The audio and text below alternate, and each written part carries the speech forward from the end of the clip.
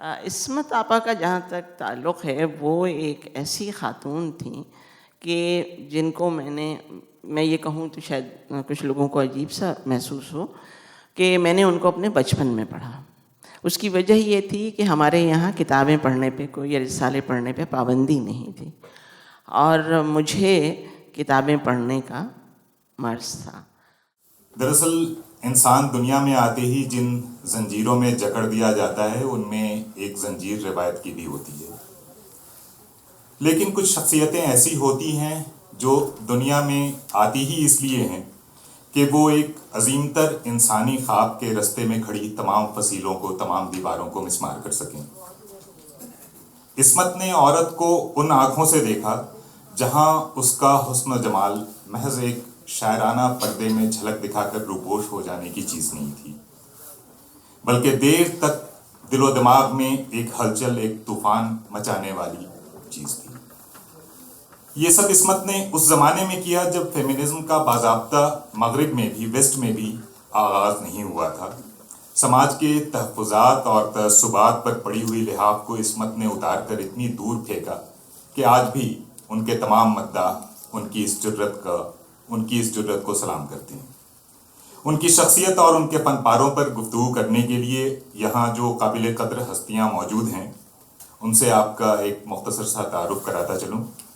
ہر چند کہ نہ تو میں اس کی ضرورت محسوس کرتا ہوں اور نہ میں اس قابل ہوں کہ اتنی بڑی شخصیتوں کا الگ سے کوئی تعارف پیش کر سکوں.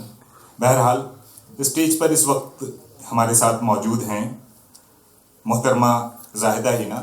آپ پاکستان سے تشریف لائی ہیں اور بہت اہم، بہت ہی محترم افسانہ نگار اور کالم نگار، اور ان کی بہت ساری شخصیتیں، الگ الگ پہلو ہیں شخصیت کے، بہت اہم شخصیت ہمارے لیے بھی.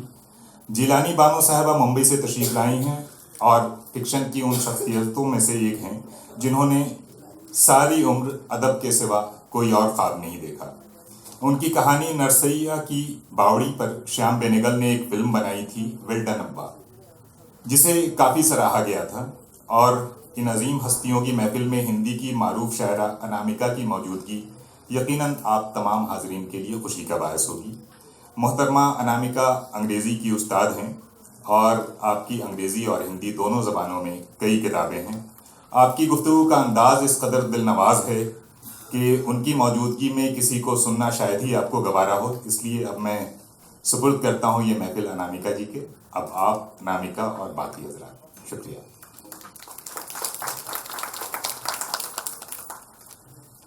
شکریہ.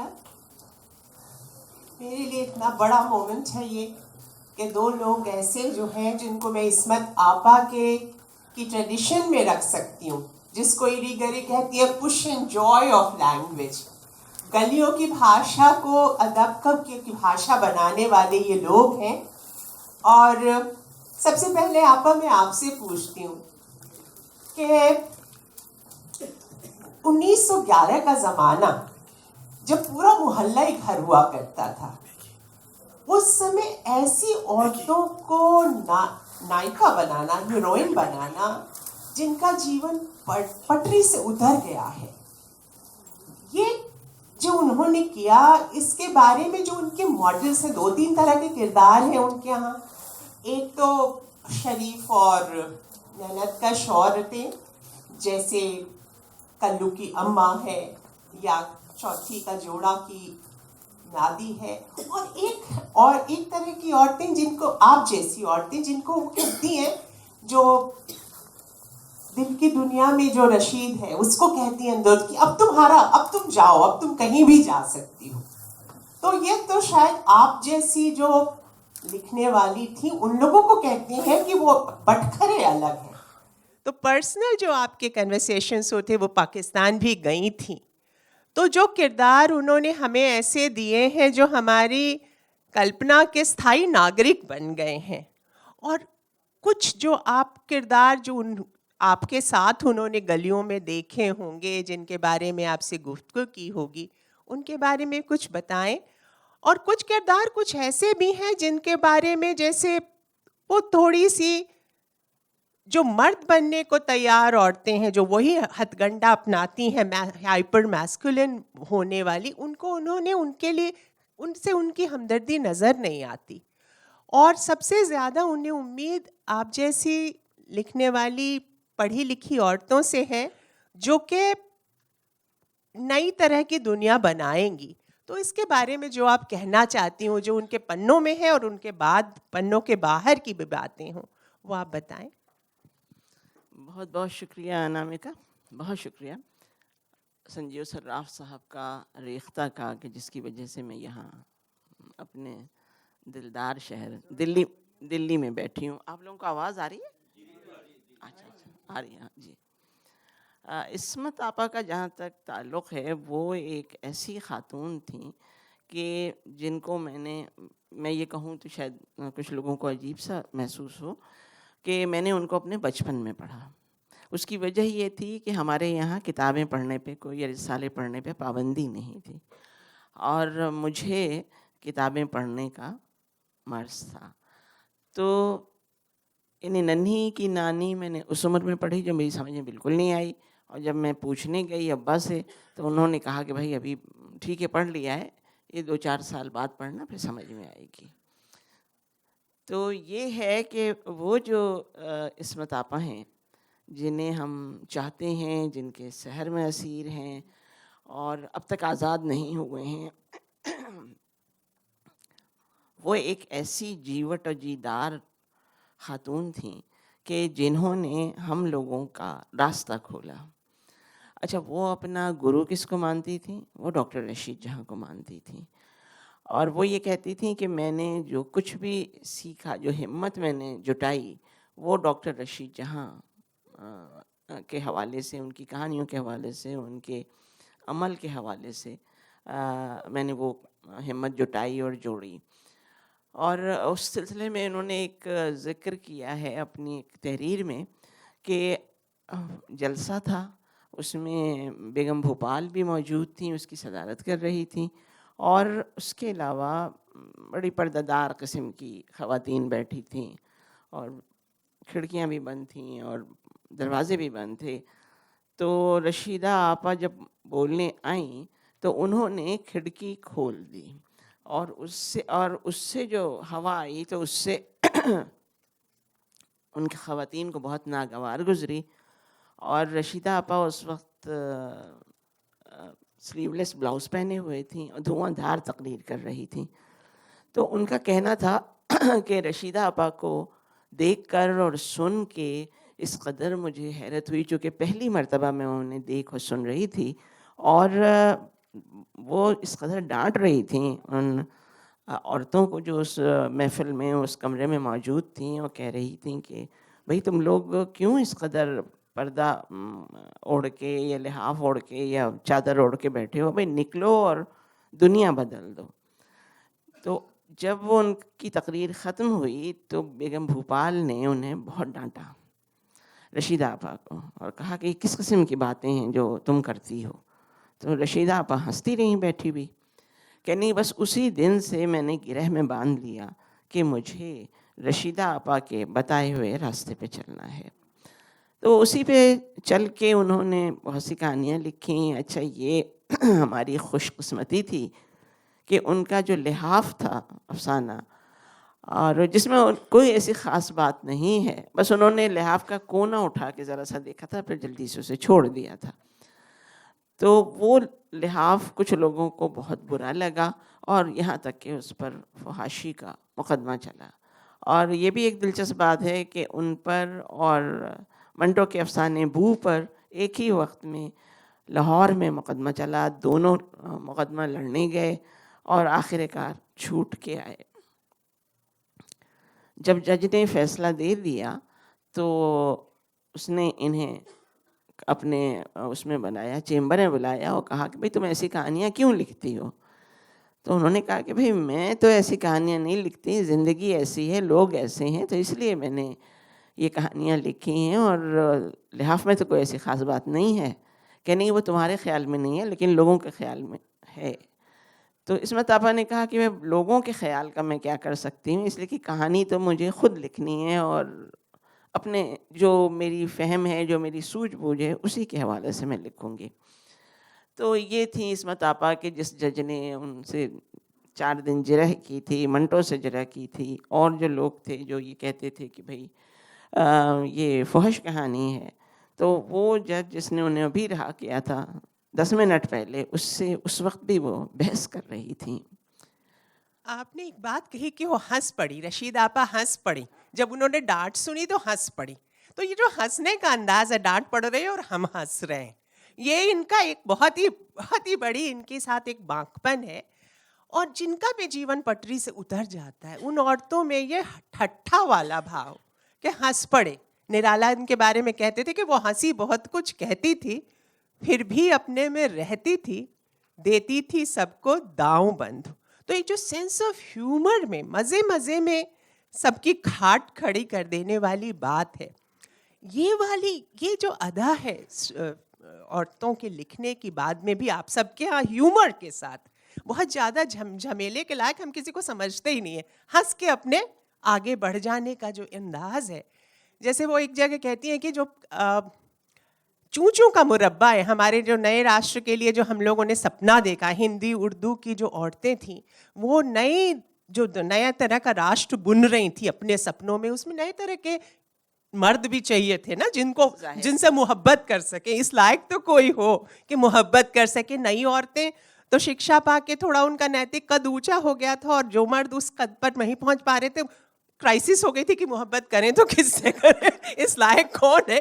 تو انہوں نے جو کردار گڑھے ہیں پرشوں کے, خاص کر انہوں نے دونوں طرح کے مردوں کا مذاق اڑایا ہے. ایک تو کہتی ہیں کہ وہ جو مرگلا قسم کا عشق کرتے ہیں, وہ اس کو, اور یہ جو دنادن عشق داغے جاتے ہیں, اگر میں انہی سے کہوں تو یہ دونوں کے بیچ کی جو استھتی ہے, جو سنبھل کے بیٹھنے کی استھتی ہے, جو ایکوی پوائز والا, پیشنس والا, ٹالرنس والا, سینسٹیو مرد, یہ جو انہوں نے گڑھا, کہیں گڑھا, جس میں کہ بدن کی خوشبو کا وہ جو انسان ہے, وہ اس کے بارے میں, یا اس طرح کے اور جو کردار ہیں ان کے بارے میں دونوں میں سے کوئی کہہ دیں, آپ کہہ دیں, آپ کہنا چاہیں گے؟ اچھا آپ کہہ دیں. میں ذرا کہہ دوں. دراصل ایسا ہے کہ وہ مرد جو ایسا ہو, اس کے چکر میں انہوں نے کئی رشتے جو آئے ان کے, وہ انہوں نے نہیں پسند کیے اور ان کو وہ کر دیا, رد کر دیا. شاہد لطیف سے ان کی جو شادی ہوئی تو ان کا یہ خیال تھا کہ یہ معقول مرد ہے. لیکن ہوا یہ کہ وہ بہت معقول تھے, اور کسی مناسب خاتون کے لیے معقول تھے, یعنی کسی گھر گرستن کے لیے جو ہر بات کا وہ رکھے, پالن رکھے, ہر بات سن کے اور چپ ہو جائے. لیکن عصمت نے لکھا ہے کہ بھائی جب سمن آئے ہیں لاہور میں مقدمے کے سلسلے میں, تو شاہد لطیف کا غصے سے برا حال تھا, اور وہ یہ کہہ رہے تھے, انہوں نے کئی مرتبہ یہ کہا کہ یہ تو ایسی بات ہے کہ میں تمہیں طلاق دے دوں گا, اور یہ بات انہوں نے کئی مرتبہ کہی. اس بات پہ آپا میں مس کر گئی, کون سی بات؟ نہیں, جب مقدمے کا سمن آیا لاہور, ہاں جی, لحاف کے سلسلے میں, تو وہ جو تھے شاہد جو تھے وہ بہت ناراض تھے, اور انہوں نے کہا کہ ایسی بات ہے کہ میں تمہیں طلاق دے دوں گا, بھلا شریف عورتوں پر بھی مقدمے چلتے ہیں اور سمن آتے ہیں. اچھا, تو انہوں نے لکھا ہے کہ مجھے بہت حیرت ہوئی, مطلب مقدمہ چلنے پہ نہ ہوئی, شاہد کے اس جملے پہ ہوئی. اور یہ ہے کہ انہوں نے لکھا ہے, حامد جلال نے لکھا ہے, اور میں نے ابھی کہیں پڑھا تو کچھ لوگ ناراض ہوئے کہ یہ آپ نے کیسی بات کہہ دی. لیکن حقیقت یہی ہے کہ عصمت آپا نے ایک کچھ دنوں تک مصلحت کی زندگی گزاری, جو ان کے کردار نہیں گزارتے بیشتر. تو انہوں نے لکھا ہے کہ بھئی میں نے اونچی ایڑی پہننی چھوڑ دی, چونکہ شاہد کا قد پھر مجھ سے ذرا زیادہ کم دکھتا تھا, فلیٹ چپل پہننے لگی میں. اس کے علاوہ انہوں نے ان کی کچھ چیزیں نقوش میں شاہد لطیف کے بارے, عصمت لطیف کے نام سے بھی چھپی ہیں, چند, میرا خیال ہے 3 یا شاید 4. تو انہوں نے یعنی شاہد لطیف صاحب کو تسلی دینے کے لیے کہ نہیں بھائی تم بڑے ہو اور میں چھوٹی ہوں.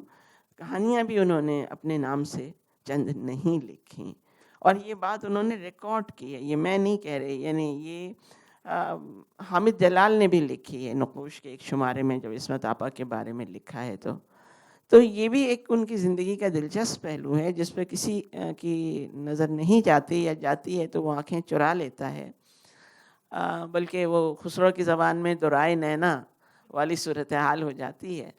تو عصمت آپا نے بہت مشکل ذاتی زندگی گزاری, اور بہت ہی انہوں نے ٹکا کے کہانیاں لکھیں, اور اس میں کبھی انہوں نے یہ نہیں سوچا کہ دنیا کیا کہے گی, کیونکہ وہ یہ کہتی نہیں بھائی دنیا کا کیا کام ہے, دنیا تو کہتی ہی رہتی ہے.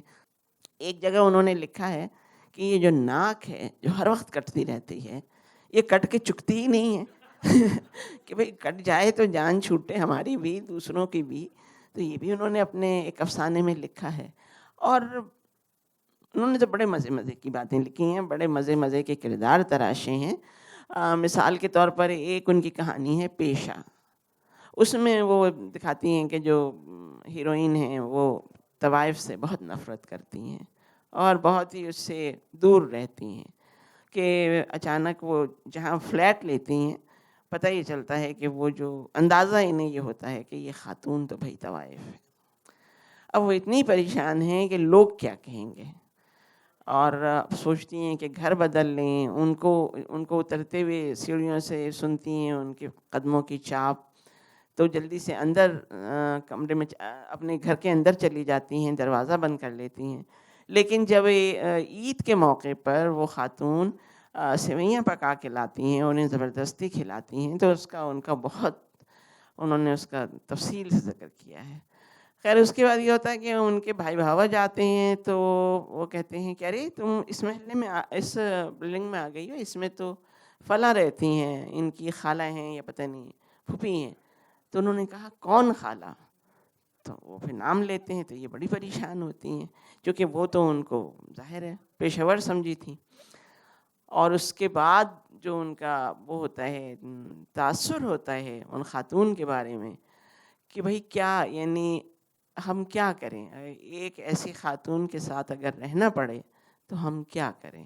تو ایسی ان کی بہت کہانیاں ہیں. انہوں نے جو نچلا طبقہ ہے وہ اس کی عورتیں اگر حاملہ ہو جائیں اور وہ اس حمل کو نہ رکھنا چاہتی ہوں تو پھر کس طرح ان کا اسقاط وہ کچھ خواتین کرتی ہیں, اور اس کو انہوں نے مٹھی مالش کا نام دیا ہے. مٹھی مالش. بمبئی آ جانے کے بعد کی جو کہانی ہے, جیسے سرلا بین والی جو کہانی, اور اس میں اس طرح کی جو نرسیں ہیں, باندیاں ہیں, دائیاں ہیں, اور ان کا بہناپے والا سنسار. اس میں ایک مس کھنہ بھی ہیں, سروج کھنہ, اس طرح کی عورتیں یا میڈم ہیں جو سوری میڈم وہ والی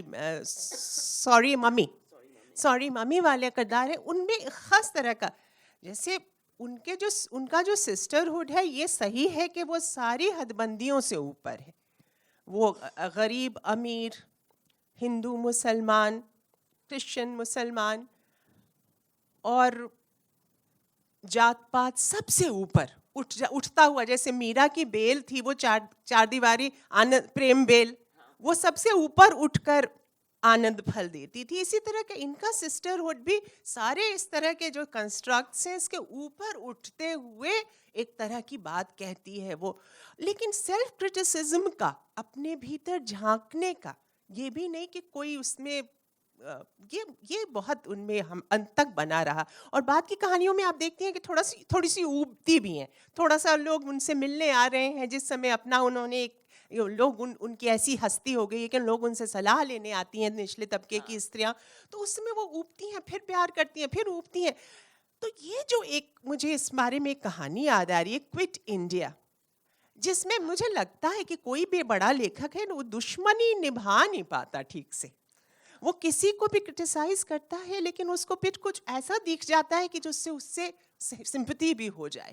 تو کوئٹ انڈیا کے جو وہ صاحب ہیں وہ شروع میں ان کو کرٹیسائز کرتی ہیں, کہتی ہیں کہ وہ کیسے انہوں نے اس کو رکھا اور اس کو چھوڑا. پھر جب وہ بس جاتے ہیں تو ان کے لیے ان کو من میں ایک محبت جو ماں والی ہوتی ہے اس کے من میں آتی ہے.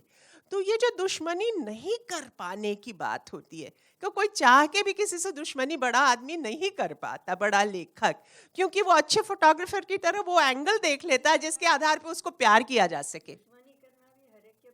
نہیں ہوتی, بڑے آدمی کے بس میں ہوتی نہیں. وہ دیکھتا ہے کہ اس کے وہ جھول ہیں, لیکن وہ محبت ہی کر پاتا ہے, وہ ہمدردی کر پاتا ہے, اس کو سدھارنے کا ہی سوچتا رہ جاتا ہے.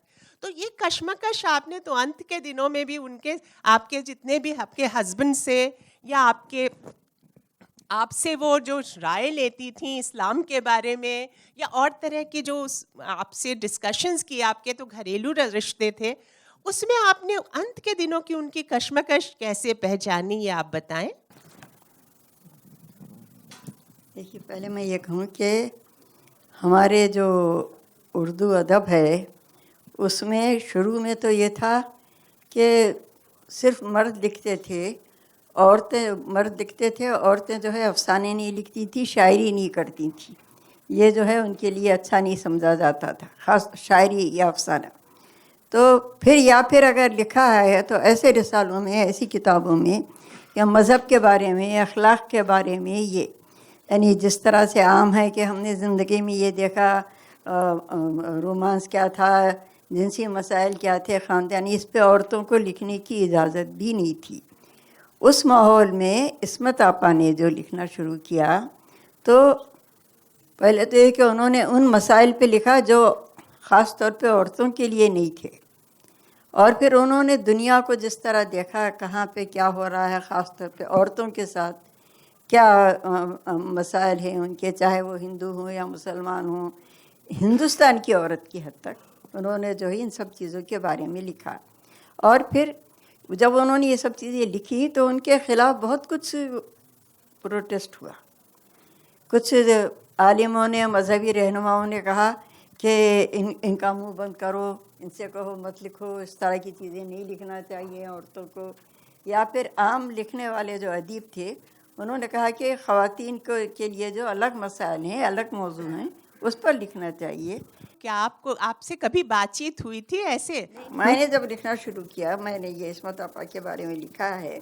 میں آپ کو اگر آپ کہیں تو میں وہ پڑھ کے سنا دوں کہ عصمت آپا نے جب لکھنا شروع کیا تو ہم نے جو ہے جو اپنے آس پاس دیکھا, ہم جیسے اتنی لمبی تفصیل نہیں بتاؤں گی کہ ہم نے کہا. آپ نے کیسے لکھنا شروع کیا, آپ یہی بتا دیں. کہہ رہی ہوں میں کہ میں نے جب لکھنا شروع کیا تو, اور آپ کی کوئی چیز دیکھی تھی انہوں نے؟ میں یہ بتائی ہوں آپ کو کہ عصمت آپا کے بارے میں بتائی ہوں, میں ان کے بارے میں پڑھ دیتی ہوں, اپنے بارے میں نہیں. اچھا, یہ زیادہ یہ عصمت آپا سے ہمارا ذہنی تعلق کیا تھا, اس کے بارے میں پہلے آپ کو یہ بتا دوں کہ میری جو نانی تھی, میری اماں کی امی, انہوں نے ہمیں بتایا تھا کہ میری نانی اور عصمت چغتائی کے ابا قسیم بیگ صاحب ساتھ ساتھ ملازمت کرتے تھے اور ساتھ سے بدایوں میں رہتے تھے. دونوں گھرانوں میں میل جول بھی بڑھا. پھر قسیم بیگ صاحب علی گڑھ چلے گئے, ان کے لڑکے لڑکیاں پڑھنے لگی. اس خاندان کی دیکھا دیکھی ہمارے خاندان میں بھی کچھ خاندان کے لوگوں نے کہا کہ وہی لڑکیوں کو پڑھانا چاہیے. بدایوں کی حد تک بات کر رہی ہوں میں. تو جب ان کو پڑھایا تو یہ ہمارے خاندان میں یہ بات مشہور ہو گئی کہ یہ عصمت چغتائی جو ہیں بڑی باغی خاتون ہیں, اور وہ عورتوں کے ایسے مسائل پہ لکھتی ہیں جن کو عورتوں پہ لکھنے کے لیے ممانعت کی گئی ہے, ان مسائل پہ لکھتی ہیں. اور ان کا جو ہے ان کی کتابیں بھی لڑکیوں کو نہیں پڑھنا چاہیے کیونکہ وہ اس طرح کی چیزیں لکھ رہی. یہ خیر میں نے لکھا ہے کہ یہ وہ سب عصمت آپا کے بارے میں. آپ نے ان کی جال کہانی پڑھی تھی؟ سبھی پڑھی تھی. تو کیسا لگا؟ سبھی چیزیں مجھے ان کی بہت پسند ہیں. اور آپ اس سمے بڑی ہو رہی ہوں گی, جال کی ہیروئن کی طرح. نہیں, مگر بعد میں پڑھی. بعد میں پڑھی. یہی میں نے کہا کہ اچھی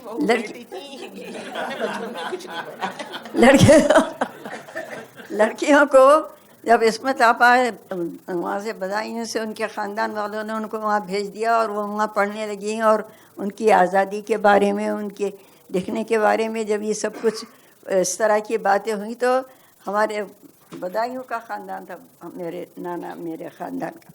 तो उन लोगों ने जो है कहा कि भाई लड़कियों को नहीं पढ़ाना चाहिए और जो है लड़कियों को अलीगढ़ भी नहीं भेजना, क्योंकि उस वक्त अलीगढ़ में ही ज़्यादा डिग्री उग्री के कॉलेज थे, बदायूं में नहीं थे। तो ये हमारे ये लिखा है कि मुझे याद है कि मेरी बड़ी बहनें, रिसाले कौन कौन से आते थे उस समय? रिसाले कौन कौन से आते थे? खातून वगैरह आता मैं था? आपको बता रही हूँ कि जब बचपन में मेरे ख़ानदान के लड़कियों को अदब और उसका भी शौक़ हुआ और घर में मर्दों के पास भी रिसाले आते थे। तो मुझे याद है कि मेरी बहनें टेढ़ी लकीर इस्मत आपा की जो नावल बहुत मशहूर है, वो जब आई और पढ़ने लगी तो एक दूसरे को दिखा के हंसने लगी, ये तो मर्द के खातून क्या क्या लिख रही हैं, क्या क्या कर रही हैं। तो ख़वातीन वो कर रही हैं, तो लड़कियां जो हैं हम भी पढ़ेंगे। नहीं नहीं नहीं, ये किताब लड़कियों के पढ़ने की नहीं वो किताब लड़कियों के पढ़ने की नहीं थी, इस्मत आपा की। उसका अंदाज़ा मुझे कुछ दिन बाद हुआ था जब मैंने खुद इस्मत आपा की टेढ़ी लकीर, कलियाँ और चोटें और पढ़ी। उस वक्त जो अदबी रिसाले आते थे उसमें इस्मत आपा के अफसाने, उनकी बातें जो लड़कियों से छुपाई जाती थीं वो थी, लेकिन मुझे वो चीज़ें इतनी मुतासिर नहीं कर सकी। मेरे साथ की लिखने वाली जो ख़वातीन थी, वाजदा तबस्सुम, नज़मा नक़ात, आमना अबुल हसन, वो सब भी जो है बहुत इस्मत आपा ये कहानियाँ पढ़ती थी और सोचती थी कि हमें भी इन मौज़ूआत पे लिखना चाहिए। फिर जो है ये इस्मत आपा के साथ इस तरह से मेरा हुआ। अच्छा, फिर क्या हुआ, ये पुरानी बात है। इस्मत आपा किसी कॉन्फ्रेंस में शरीक होने के लिए हैदराबाद आई, तो मेरा बहुत जी चाहा कि मैं उस अजीम खातून की एक झलक देख लूं, मगर मुझे डर लग रहा था कि पता नहीं मैं वहाँ जाऊँगी तो वो मुझे कोई भी क्या कहेगा और वो भी क्या कहेगी, कौन हो तुम, क्यों हो। मैंने 2-4 अफसाने आपको लिखे शुरू थे। की कहानियां तो अच्छी नहीं लगी, फिर भी आप उनसे मिलना चाहती थी? नहीं, अच्छी तो लगी। लेकिन ये कि हमें ऐसी चीज़ें नहीं लिखना चाहिए। ऐसा लगा आपको? जिसमें इस्मत आपा के अफसाने हैं, साक़ी है, वो जो साले हैं, उसमें हम शादी नहीं हुई है, हमें ऐसे नहीं लिखना चाहिए। तो जब हमने जो इस्मत आपा एक उसमें आई सेमिनार में, तो मैंने पहले तो ये किया कि हमारी जो शादी का कार्ड था वो उनको भेजा था। तो उन्होंने मुझे मेरी शादी का कार्ड देखकर एक ख़त लिखा था वो ख़त मेरे पास अभी भी है कि शादी जो है किसी औरत की मंजिल नहीं होती है बानू, तुम्हारी शादी हो रही है, लिखना ख़त्म नहीं करना, और अपने मियाँ से भी कहना कि तुम जो लिखना चाहती हो वो लिख ये ख़त आपको कोई पता और अपने मियाँ की मोहब्बत को तराजू से तोलने मत बैठ ये होता ये सब वो जो है। खैर फिर हम जो है पहली बार बम्बई गए, तो जो हमारा बहुत जी चाह रहा था कि इस्मत आपा को देखें कि वो कैसी हैं, क्या हैं, मगर हमें डर लग रहा था कि वो पता नहीं हमें पहचानेंगी नहीं, और उस ज़माने में ये था भी नहीं कि हर एक लड़कियां हर एक किसी के घर चला जाए। उन्होंने मगर मैं उनके घर गई तो गई, बहुत खुश हो गई, मेरी पीठ पे हाथ रखा और कहा बहुत अच्छा हुआ तुम आ गई। और फिर अनवर से कहा कि तुम लोग कहाँ ठहरे हो, किसी होटल में क्यों ठहरे हो, मेरा घर है, मेरे घर में आओ ठहरो। फिर ज़बरदस्ती जो है अनवर से कहा कि जाओ अपना सामान लेकर आओ वहाँ। फिर कहने लगी हम खूब बातें करेंगे, शाहिद शूटिंग के लिए गए हैं। इस्मत आपा ने हर ज़बान का अदब पढ़ा था, मज़हब, समाज, इंसानियत की नफ्सियात को जो शऊर था वो उनकी तहरीरों में भी आप देखते हैं। वो किसी छोटी सी बात को, अहम मसले को बड़ी जाहिल औरतों से भी बात करती, दानिश्वरों से भी, बच्चों से भी। एक बार हम उनके यहाँ गए बम्बई में, कहीं और नहीं जाने देती, हमारे घर ठहरो बोलती। रात के 12 बज गए और वो अनवर से जो है इस्लाम के मुख्तलिफ मसाइल पे कि औरतों के साथ इस्लाम ने क्या किया है उस पर बात करती है। 12 बजे रात को उनको ख्याल आया कि अरे तुम लोगों ने खाना नहीं खाया। उस ज़माने में होटल कहने लगी ठहरो कुछ खिचड़ी बना देती। वो एक ओमपुरी था, बहुत मशहूर एक्टर हो गया और बाद में इसमत आपा ने उसको गरम हवा फिल्म में कहीं काम दिलवाया था। तो वो आया, उससे कहने लगे तू एक्टिंग तो करेगा, कुछ पकाना भी आता है फिर। वो कहने लगा हाँ मुझे चावल बनाना आती, देख ये हैदराबाद से आई है, हैदराबाद से आई है, बस जाके कहिए रेस्पेक्ट के घर गई थी तो खाना भी नहीं मिला, चल जा जल्दी से कुछ पका। ये जो फैमिली ऑफ फ्रेंड्स का था, बिना दीवारों का जो घर था, ये नई औरत के दिमाग में पहली बार तभी आया कि कोई भी ओपन हाउस, कोई भी आए और कभी भी रुके, 12 बजे रात तक भी बात करे, मिलके खाना पकाए। ये जो कम्यून वाला घर था, नई तरह का सपना, उसके बारे में आप कैसे देखती? और इन्होंने अभी ये कहा कि इन्होंने बाहर के भी मिसाइल बहुत पढ़े थे, बाहर के भी लिटरेचर बहुत रिसाइल पढ़े थे।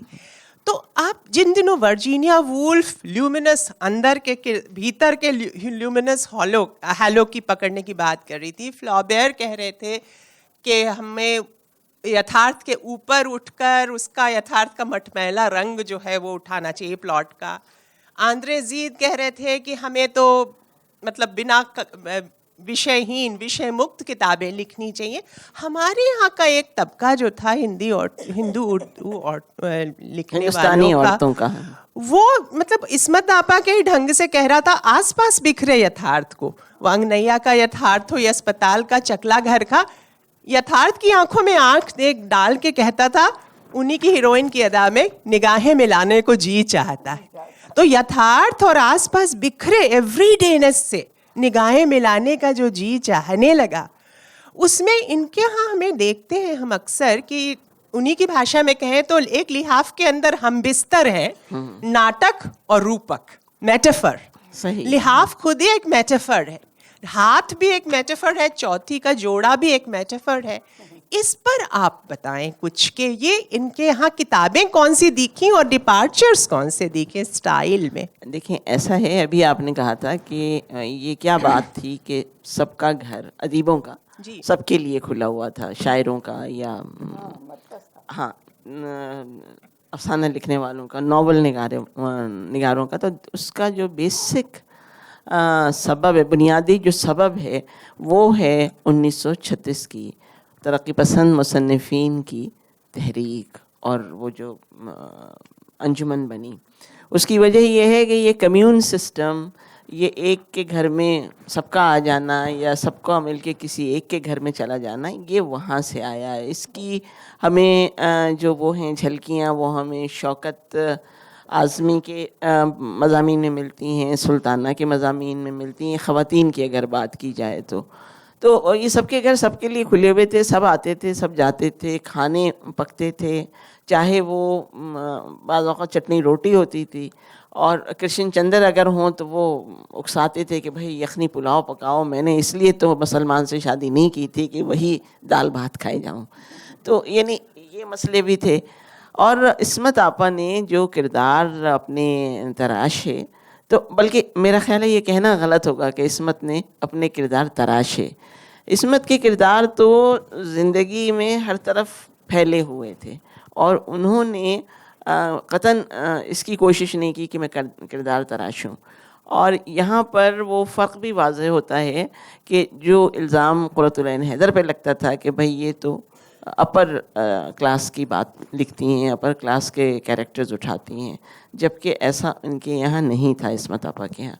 उसकी वजह यह है कि वो जो ज़िंदगी गुजार रही थी या जो ज़िंदगी उन्होंने अपने वालिद के घर में गुजारी थी, उसमें एक एक्सटेंडेड फैमिली, भरा पूरा कुंबा, कि जिसके अगर घर थे ज़ाती, अगर वो आबाई घर में थे वो लोग, तो उनमें खिड़कियाँ होती थी कि सब खिड़कियाँ जो हैं वो औरतों के लिए एक तरह का रास्ता थी, उनका एस्केप थी उनका ज़िंदगी से।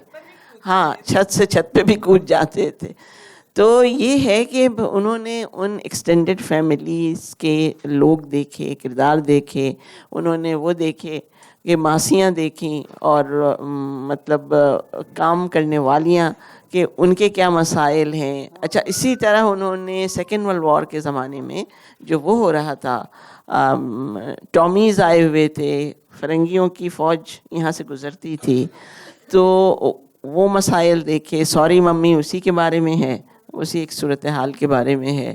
تو ان کے یہاں ویرائٹی بہت ہے, بہت زیادہ ویرائٹی ہے ان کی کہانیوں میں, اور وہ کسی کے ساتھ بھی وہ نہیں کرتی ہیں, کسی سے بھی نفرت نہیں کرتی ہیں. یہ بنیادی بات ہے کہ وہ کسی سے نفرت نہیں کرتی. ان کے خیال میں اگر کوئی بھی لڑکی ہے وہ طوائف بن گئی ہے, یا وہ اپنے محلے میں کے لوگوں کا, مردوں کا یا لڑکوں کا خواجہ بن گئی ہے, اور اس کے بعد وہ وہی زندگی اپنا لیتی ہے, تو اس میں وہ اپدیش دینے نہیں بیٹھ جاتی, واز نہیں کرتی. وہ یہ نہیں کہتی کہ بھئی دیکھو یہ غلط ہے اور یہ صحیح ہے, بلکہ وہ زندگی کو گزارنے کا جو ڈھب ہے لوگوں کا, اس پر بھی وہ کرتی ہیں. جیسے میں آپ سے عرض کروں کہ میں ان کی جو کہانی ہے ننھی کی نانی, اس سے بے حد متاثر ہوں.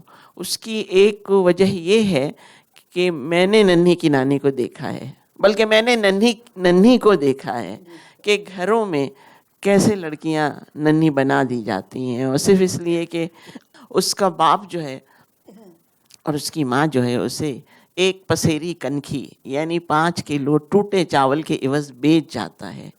پھر اس بکنے والی بچی کے ساتھ کیا ہوتا ہے, وہ اس کی جو جھلک ہے, جھلک کیا بلکہ کہانی جو ہے اس کی, وہ مجھے ننھی کی نانی میں نظر آتی ہے. تو میرے لیے ان کی کئی کہانیاں اور بھی ایسی ہیں جن میں وہ جھلک نظر آتی ہے. آپ نے پڑھی ہے پریم چند کی بوڑھی کاکی, اس میں ایک بوڑھی کاکی کی بھوک ہے, اور اس ننھی کی نانی اپنی ناک سے سونگھتی ہے, اتنی سینسوسنس اس کی کھانے کے پرتی. اور یہ جو ایک بوڑھی عورت کا سینسوسنس ہے, اور ایک جال کی جو عورت لڑکی ہے چھوٹی سی بچی, اس کا سینسوسنس ہے, اور ایک اپیکشت پتنی جو ہے بیگم صاحبہ لحاف کی, اس کی جو سینسوسنس, جو عورت کا شریر دنیا کے سارے کرائمز کا پرائم سائٹ ہے. اس پانی پت کا میدان ہے, یہ کہیے وہ پانی پت کا میدان, اس پرائم سائٹ میں بھی آنند کے جھرنے بہتے ہیں. صحیح. اور پہلی بار گربھ دھارن کرنے پر, یا دودھ پلانے پر, یا پہلی بار بریزیئر پہننے پر, یا کچھ بھی, اس کے وہ چھوٹے چھوٹے جو آنند کے جھرنے, اس کو کنسیو کرنا, اور ایک بوڑھی عورت جو کھانے کی چیزیں سونگھ رہی ہے اس کو کنسیو کر, یہ سینسوسنس جو ہے ان کا, اس کو بہت بیلنس ڈھنگ سے, کہیں بھی ایکسیسو نہیں, بہت ہی, میں نے اس لیے کہا کہ میٹافور بہت قاعدے کے ان کے ہاں, کہیں بھی ایکسیسو نہیں ہے, وہ کہیں بھی obscene نہیں ہے, کیونکہ اس کا مقصد ہی وہ نہیں ہے جو کہ کسی کو رجھانا یا پھسلانا یا کسی کو بہکانا, وہ تو صرف ایک احساس کے دھراتل پہ قائم ہوتا ہے. تو یہ اتنا بڑا رینج ہے, ایک چھوٹی سی بچی سے لے کر اور ایک بوڑھی عورت کے بھیتر جو جھرنے پھوٹتے ہیں, اس کو جو یہ رچتی تھی, اس کے بارے میں کبھی آپس میں آپ لوگوں کی بات چیت ہوئی؟ آپ نے کہا اپنے نانی کی نانی کو دیکھا ہے, تو یہ میٹافوریکلی کہا یا ایسے ہی کہا کہ ان کا ماڈل دیکھا تھا آپ نے؟ میں نے ننھی کو دیکھا تھا, میں نے غلط کہا کہ ننھی کی نانی کو دیکھا تھا, اس لیے کہ حالانکہ میری ساری زندگی پاکستان میں گزری, پیدا میں یہیں ہوئی ہوں, یہاں کی جنمی ہوں, لیکن ہندوستان کے یہ جو معاملات تھے, جو مسائل تھے, جو ہمارے یہاں بھی ہیں, آج تک ہیں, جو ہمارے فیوڈل سسٹم ہے اس کے اندر ہیں, تو وہ میں نے دیکھا, اور اس نے مجھے لرزا بھی دیا اور یہ بھی بتا دیا کہ لڑکیوں کو اور عورتوں کو کس طرح ایکسپلائٹ کیا جاتا ہے. اور مزے کی بات یہ ہے کہ یعنی 8-9 برس کی بچی پر اگر کوئی صاحب جن کی عمر 50 برس یا 40 برس ہے یا 30 برس ہے, وہ ہاتھ ڈالتے ہیں, تو جب لوگوں کو پتہ چلتا ہے تو خود گھر کی عورتیں یہ کہتی ہیں کہ دیکھا تم نے مالزادی کو کیسا جو ہے نا وہ ڈالا, جال ڈالا. یعنی اس سے کوئی ہمدردی نہیں ہے جو بغیر آہ بھرے لٹ گئی. اور اگر اس کے بعد اس کا بچہ ہوتا ہے تو اس کے ساتھ کیا ہوتا ہے. جب آپ نے لکھنا شروع کیا تو آپ کو کچھ مشکل ہوئی اس لیے کہ آپ خاتون ہیں یا لڑکی ہیں؟ جی نہیں، مجھے نہیں ہوئی. اس کی وجہ یہ ہے کہ میں نے ابھی جیسا آپ سے عرض کیا کہ ہمارے گھر میں کتابیں پڑھنے پہ یا رسائل پڑھنے پہ پابندی نہیں تھی. ہم سب کچھ پڑھتے تھے اور سوچتے تھے اور لکھتے تھے. اور کوئی میرا خیال ہے 10 برس کی میری عمر ہوگی جب میری ایک دوست جو کہ وہاں پڑھتی تھی، ہم کراچی کے ایک بہت اچھے اسکول میں، مجھ سے 2-3 سال بڑی تھی، تو وہ اس نے مجھے ایک کتاب لا کے دی اپنی لائبریری سے، کہنے لگی کہ یہ بہت گندی کتاب ہے. میں بڑی پریشان ہوئی کہ بھئی کیا گندگی ہے اس میں. ہم نے جب لکھنا شروع کیا تو ہمارے ابا کے پاس ادب لطیف، ساقی، رسالے آتے تھے. وہ خود شاعر تھے، بہت اہم آدمی. تو ہم نے جو ہے جب لکھنا شروع کیا تو ہمارے جو ماموں تھے اسلم پرشوری کے ابا اور ہمارے دوسرے بڑے لوگ، تو وہ لوگ جو ہے لڑکیاں پہلے تو ادبی رسالوں میں نہیں، اچھا اس میں یہ دے دوں، ادبی رسالوں میں لکھتی نہیں، اور اگر لکھتی ہیں تو اس طرح کے افسانے لڑکیاں نہیں لکھتی ہیں. تو ہم جو رسالوں میں جب لکھتے تھے تو ماموں جان سے اور ان لوگوں سے چھپا کے رکھتے تھے. ہمارے ابا نہیں بولتے تھے، ہم جو ہے وہ اس میں چھپا کے لکھتے تھے. پھر عصمت آپا سے جو ہے ہماری پہلی اس لیے ملاقات ہوئی کہ ان کے خاندان والے کبھی بدایوں میں رہے تھے، ہمارے والدین بھی بدایوں کے تھے. تو پھر ہماری اماں جو ہے ان کو اچھی طرح سے عصمت آپا کو جانتی تھی. اب عصمت آپا سے ایسے خلوص ہو گیا کہ ہم جب جاتے تھے دہلی تو ان کے یہاں ٹھہرتے تھے، وہ حیدرآباد آتی تھی تو ہمارے یہاں ٹھہرتی تھی. تو اس طرح سے جو ہے عصمت آپا کا ایک طرح سے میرے اوپر، میں نے ان کی شخصیت کے بارے میں یہ بھی لکھا ہے کہ ان کے بارے میں جو ہمارا اثر تھا، یعنی ہم نے جو محسوس کیا کہ کیا کیا لکھنا چاہیے، کیا کیا نہیں لکھنا چاہیے. آخر تک بھی جو ہے یعنی ان کے انتقال سے 3 دن پہلے بھی میں بمبئی گئی تھی، تو وہاں گئی تھی ان سے ملنے کے لیے. تو میرے خیال میں ہمارے زمانے میں بھی یہ نہیں تھا کہ خواتین جو ہے نہیں لکھیں یا کیا لکھیں، یہ بہت پرانی بات ہوگی کبھی کی.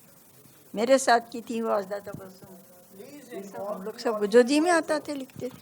یہ کہنا چاہ رہی ہیں، انہوں نے کہا کہ ان کی جب شادی ہوئی اس کے بعد حالات بدل گئے تھے. ان کو شروع میں ایسا لگتا تھا گڈ گرل سنڈروم والا جو تھا وہ دھیرے دھیرے اس سے مکت ہو گئیں، اور دھیرے دھیرے ان کے روشن خیال ہسبینڈ تھے اور خود بھی وہ اتنے بڑے مطلب اسلام کے اتنے بڑے جانکار تھے اور لکھنے پڑھنے والے انسان تھے. اس سمے تک فضا بدل گئی تھی، یہ فضا بدل گئی تھی، اور اب ان کو ان کی لکھنے کے وشیوں کے حق کی حد بندی سے مکتی مل گئی تھی، اور ابھی تک یہ لکھ رہی ہیں. یہی انہوں نے کہا. زاہدہ حنا، آپ کچھ کہنا چاہیں گی کہ ابھی جو پاکستان میں ابھی جو لکھا جا رہا ہے اس میں عصمت آپا کے رنگ کا کتنا کچھ ہے، اور کتنا آگے وہ تک کتنی آگے بڑھ گئی ہے وہ بات، اور کتنی اب تو آپ کی خود کی کہانیاں بہت زیادہ انٹر ٹیکسچول ہیں. ایک ٹیکسٹ دوسرے ٹیکسٹ سے ویسے ہی بات کرتا ہے جیسے پہلے عورتیں ایک دوسرے سے بات کرتی تھیں. جیسے آپ نے کابلی والی کہانیوں سے اسی طرح کی انٹر ٹیکسچول، کابلی والے کہانی سے انٹر ٹیکسچول ڈائلاگ کیے. تو کیا عصمت آپا کی ٹریڈیشن سے بھی اسی طرح کے انٹر ٹیکسچول ڈائلاگ ہوتے ہیں آپ کی پاکستان میں؟ دیکھیں، ایسا ہے کہ پاکستان میں خواتین بہت لکھ رہی ہیں، بلکہ بعض اوقات تو مردوں کو شکایت ہوتی ہے کہ بھئی ہم پیچھے رہ گئے یا آگے نکل گئی خواتین. اور اس میں کسی قسم کی کوئی وہ نہیں ہے، حد بندی نہیں ہے، یعنی بیونڈ بارڈرز لکھتی ہیں. اور ہماری نیلم احمد بشیر ہیں، پروین عاطف ہیں، طاہرہ اقبال ہیں، اور اس طرح کی متعدد خواتین ہیں جو لکھ رہی ہیں، ہر مسئلے پہ لکھ رہی ہیں. انسیسٹ پہ لکھ رہی ہیں، ریپ پہ لکھ رہی ہیں، اور جو مسائل ایک اس کے ہونے چاہیے، اس کے ہیں فیوڈل سسٹم کے، اس پہ لکھ رہی ہیں. تو کسی کے لیے کوئی بھی موضوع بند نہیں ہے. اور یقیناً بہت اثر لیا ہے شروع میں لوگوں نے اس میں چغتائی کا، لیکن رفتہ رفتہ ظاہر ہے سب اپنے اپنے رنگ نکالتی ہیں، سب اپنے اپنے طور پہ کہانی کو کاڑھتی ہیں. تو ہم یہ نہیں کہہ سکتے کہ فلاں پر عصمت کا اثر ہے. یہ ایک ڈائلاگ ہی ہوگا, اس کے بعد تو اپنا رنگ آ ہی جائے گا. جی ہاں. جی جی. تو یہ ہے کہ عصمت آپا نے دراصل انہوں نے وہ کھولا تھا, ایک کھڑکی کھولی تھی,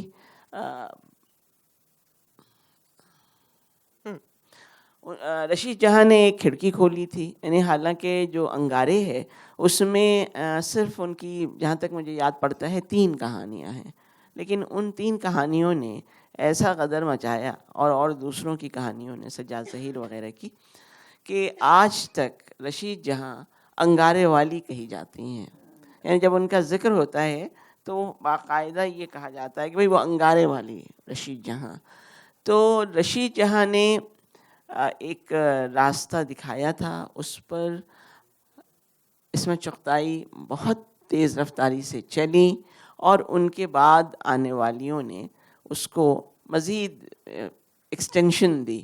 تو آپ یہ نہیں کہہ سکتی کہ خواتین فلاں موضوع پہ نہیں لکھ رہی ہیں. جی نہیں, ایسا کوئی موضوع نہیں ہے جو ان کے لیے بند ہو. دلی کی سیر سے کہانی شروع ہوئی تھی اور دنیا کی سیر ہو رہی ہے, آپ اور بھیتر کی گلیوں میں بھی سیر ہو رہی ہے. مطلب وہ جو عصمت آپا سے لے کر قرۃالعین حیدر صاحب کا کہ آگ کے دریا کے بھیتر سے ہو کر جانا ہے. جی جی. میں نے ایک پرسنل اکاؤنٹ, ایک کہانی ہے فہمیدہ ریاض صاحب کی, آپ کی سراب کا پانی, وہ عجیب طرح سے, وہ اس طرح سے میٹافر کی طرح کھلتی, اور انہوں نے کھڑکی کھولی تھی, اب دروازے کھل رہے ہیں, دروازے کھل گئے ہیں, بلکہ یہ اور کہنا چاہیے سڑکیں گھر بن گئی ہیں. یہ ہے, ہاں, سڑکیں گھر بن گئی ہیں, یہ کہہ سکتی ہیں آپ. لیکن چونکہ جدید ادب جو ہے یورپ کا اور امریکہ کا, وہ بھی ہمارے ہاں آ رہا ہے, بہت پڑھا جا رہا ہے, اس لیے ظاہر ہے وہ اب اس طرح کی یک رخی, ایک سطح کی کہانیاں نہیں لکھی جا رہی ہیں, جو آپ کے ہاں بھی ہے. اور اس میں جو جدید ادب ہے, جو روس سے آیا, جو امریکہ سے آیا, اور جو یورپ سے آیا, تو اس نے بھی خواتین پہ اثر ڈالا ہے, اور وہ ان کو بھی اس سے ایک کہنا چاہیے کہ مدد کہنا تو زیادہ دور کی غلط بات ہے, انسپائر ہوئی ہیں.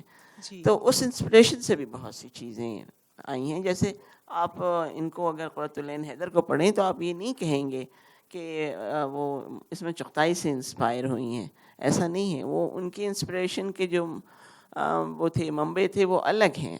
اور اسی طرح بہت سی نئی لکھنے والیاں ہیں جو مختلف تجربے کر رہی ہیں. جو بھی ایگالیٹیرین دنیا کا سپنا دیکھتا ہے, ایک ایسی جو حد بندیاں نہ ہوں جس زندگی میں, وہ سب سے پہلے بھاشا کے رجسٹرز کے بیچ کی اونچ نیچ ختم کر دیتا ہے. تو وہ شاستر اور لوک کے بیچ کی جو بھاشا ہے, جو سفسٹیکیٹڈ رجسٹرز ہیں اور جو گلیوں کے رجسٹرز ہیں, ان کے بیچ ایک جھپی لگا دیتا ہے. تو آپ نے کیا اپنی بھاشا میں وہ پریورتن پایا جو ابھی آپ جس لینگویج میں لکھ رہی ہیں؟ اردو میں جب شروع سے ہی خواتین نے بھی, عورتوں نے بھی لکھنا شروع کیا, تو پہلے تو یہ تھا کہ وہ صرف اخلاقی مسائل پہ لکھے ہیں, محبت کے, خاندانی مسائل پہ لکھے ہیں. میں نے ابھی آپ کو بتایا کہ اس کے بعد جو ہے خواتین, عورتیں ہر مسئلے پہ, جیسے عصمت چغتائی پہلی خاتون تھیں جنہوں نے جو ہے اور دوسرے مسائل جو تھے, چاہے وہ خاندان سے الگ معاشی مسائل ہوں, سیاسی مسائل ہوں, جنسی مسائل ہوں, ان پر عصمت آپا نے لکھنا شروع کیا.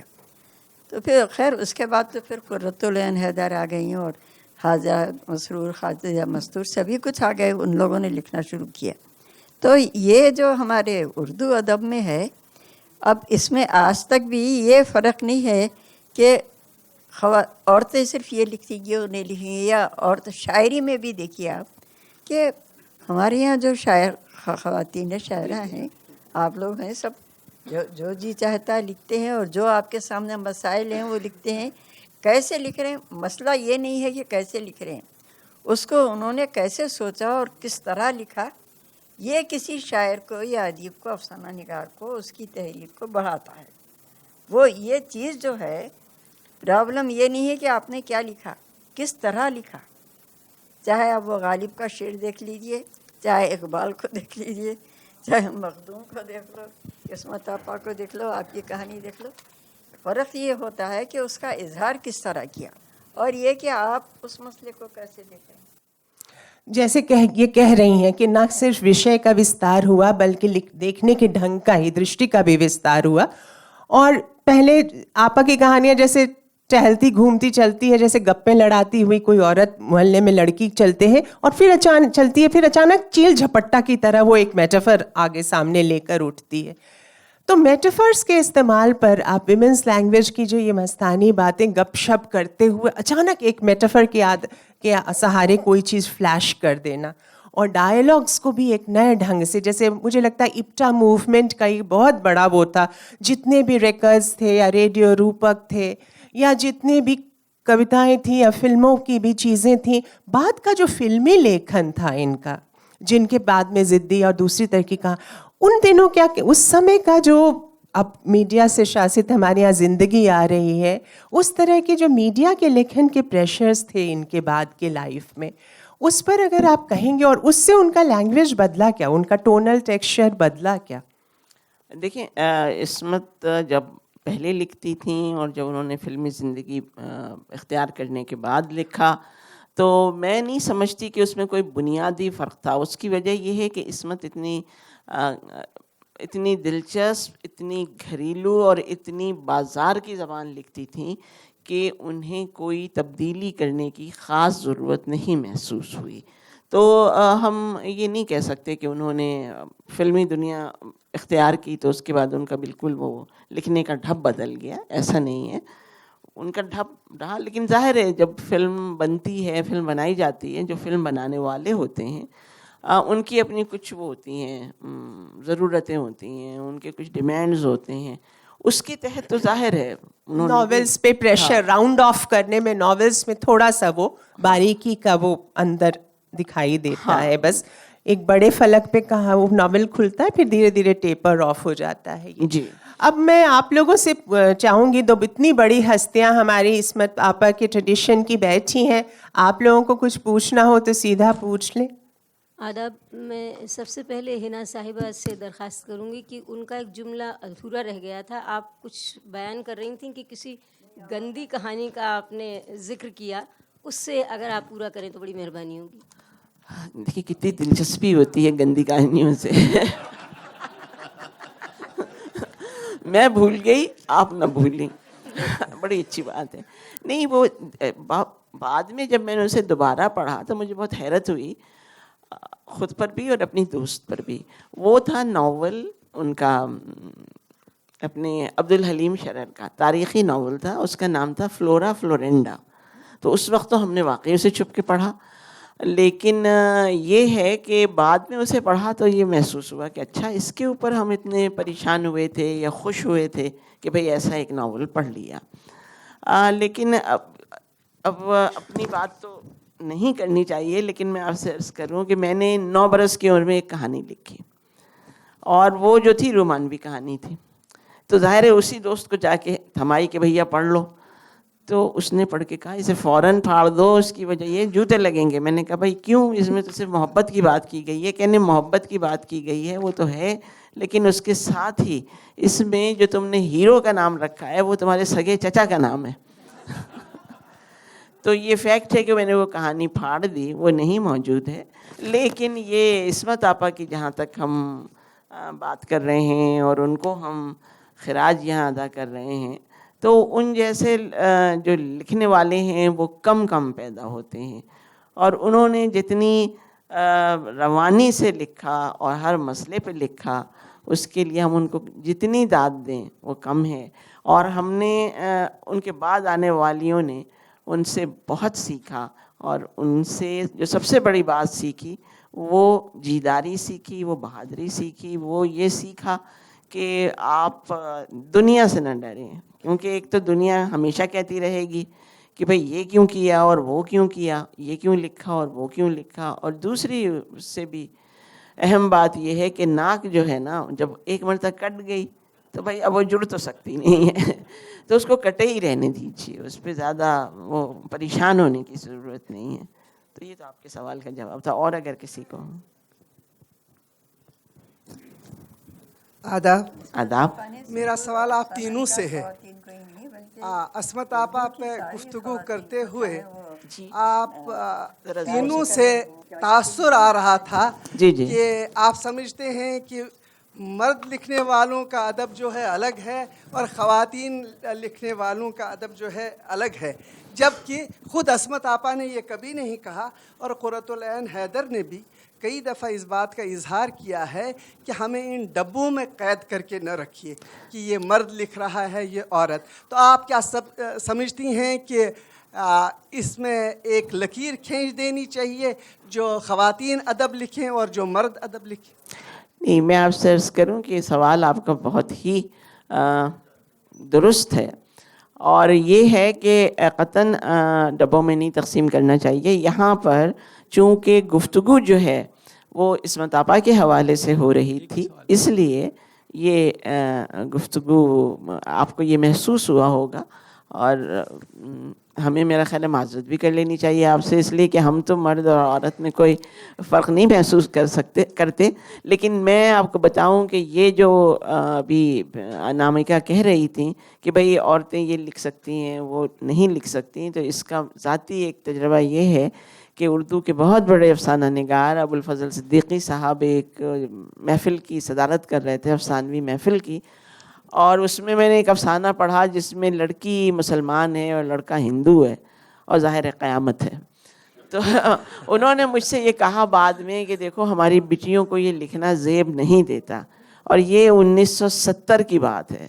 تو ہم لیڈیز کوپے پہ نہیں چلتے اب لیکن لکھنے دیکھنے کا الگ ڈھنگ اور بھاشا کا الگ چھپ ڈھپ ہوتی ہے عورتوں کی, اور آگے آنے والی عورتوں کے لیے جو کہہ گئی ہیں عصمت آپا, ہم وہ باتیں پڑھ دیتے ہیں ایک دو, اس کے بعد ہم آپ سے ودا لیتے ہیں. جاؤ رافیہ حسن, تم بے گھر جہاں بے شک جہاں چاہو جا سکتی ہو, زندگی کے قدروں کا ناپنے تولنے کے لیے تمہارا پھیتا ہے, اپنے باٹ ہیں ترازو ہیں, تمہاری زندگی میں کوئی ڈنڈی نہ مار سکے گا, تمہارے خواب کبھی چکناچور نہ ہوں گے.